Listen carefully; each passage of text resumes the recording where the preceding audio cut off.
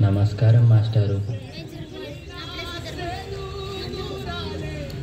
పిల్లలు, ఈ ప్రశ్నకి మీరు ఎవరు సమాధానం ఇస్తారు? నేను చెప్తాను మాస్టారు. భీమరావు, ఆగిపో. నువ్వు ఆ బల్లాన్ని తాకితే దాని వెనకాల ఉన్న మా భోజనం మైలైపోతుంది. నువ్వు కూర్చో. నువ్వు వెళ్ళి రాయి భీమరావు.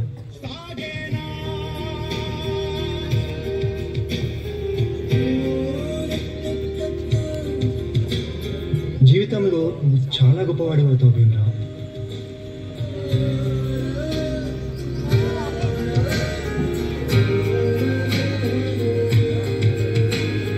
నీ వల్ల మా భోజనం మైలైపోయింది. ఇది కూడా నువ్వు పెట్టిను.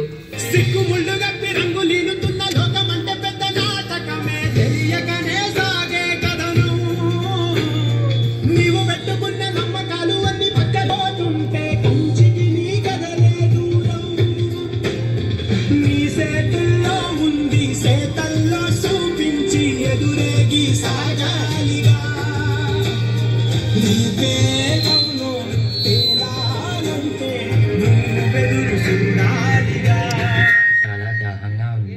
తాగడానికి మంచినీళ్ళు ఇస్తారా? నీలాంటి వాళ్ళకి అదిగో ఆ మురికి నీళ్ళే, వెళ్ళి తాగు.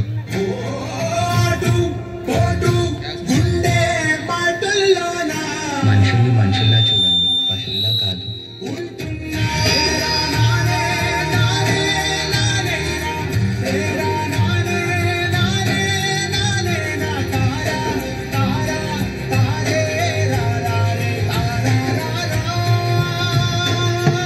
నువ్వు ఎవరికీ తల వంచకూడదు.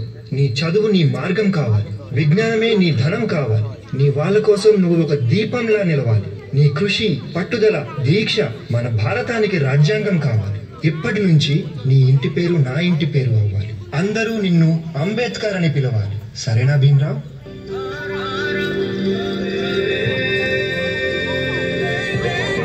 ఎంతమంది తనని తక్కువగా చూసినా చదివే లోకంగా మార్చుకొని మెట్రిక్ సాధించాడు. అదే సమయంలో పెద్దలు తన పెళ్లి కూడా చేశారు. సాయాజీరావు గాయక్వాడ్ అనే మహారాజు సాయంతో విదేశాల్లో చదువు పూర్తి చేసి ఎన్నో గణితాలు సాధించి తిరిగి వస్తారు.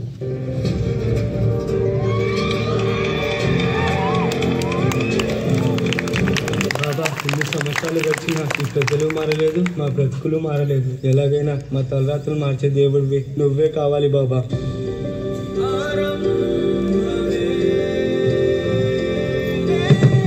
నా ప్రజల కోసం ఎంత కష్టమైనా పోరాడతాను.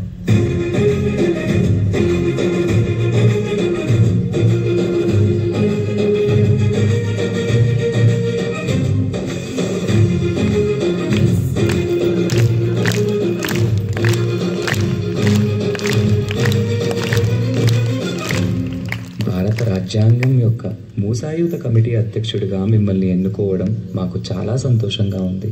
ఇన్నేళ్లకి నా ప్రజలకి, నా దేశానికి సేవ చేసే సమయం వచ్చింది. భారత రాజ్యాంగాన్ని నిర్మించే అవకాశం నాకు దక్కింది. దీనికోసం నా ప్రాణాలు అర్పించడానికైనా సిద్ధంగా ఉన్నాను.